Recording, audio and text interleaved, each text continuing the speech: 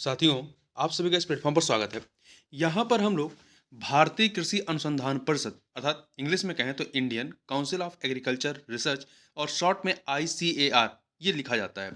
तो इसके बारे में यहाँ पर जो कुछ महत्वपूर्ण तथ्य हैं जिनसे आपके परीक्षा में प्रश्न बनते हैं उसको हम लोग शॉर्ट में यहाँ पर देखेंगे जो आपके आगामी सभी परीक्षाओं के लिए काफी महत्वपूर्ण साबित होगा। चलिए प्रारंभ करते हैं।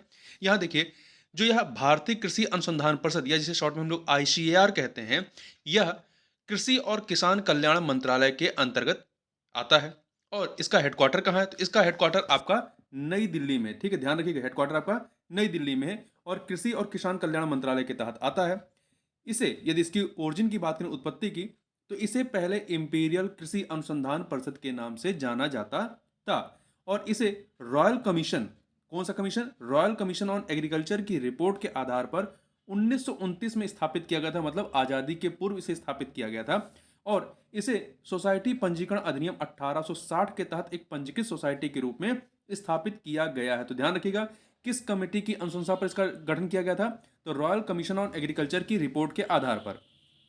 और यह कृषि अनुसंधान और शिक्षा विभाग DARE डेयर के तहत एक स्वायत्त संगठन है। इसका कार्य क्या है? तो यह पूरे देश में बागवानी, मत्स्य पालन और पशु विज्ञान सहित कृषि क्षेत्र में अनुसंधान एवं शिक्षा के समन्वय, मार्गदर्शन और प्रबंधन के लिए एक सर्वोच्च निकाय है, एपेक्स बॉडी है। कुछ अन्य महत्वपूर्ण जानकारी ध्यान रखिएगा।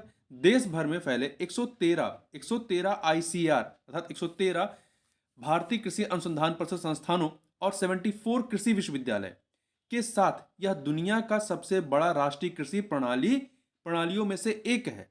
तो ये कुछ महत्वपूर्ण फैक्ट है जिससे आपके परीक्षा में प्रश्न बनते हैं। तो इस वीडियो में बस इतना ही। मिलते हैं नेक्स्ट वीडियो में, तब तक के लिए बहुत बहुत धन्यवाद।